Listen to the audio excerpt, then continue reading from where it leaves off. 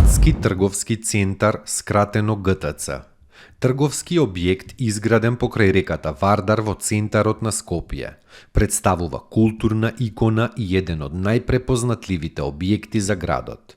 Изградбата била официјално започната на 11 октомври 1969, а на 27 април 1973 бил пуштен во официјална употреба. Автори на проектот се архитектите Тихомир Арсовски, Живко Гелевски, Димитар Димитров, Благоја Колев, Радомир Лајовиќ, Лидија Маркова и Живко Поповски.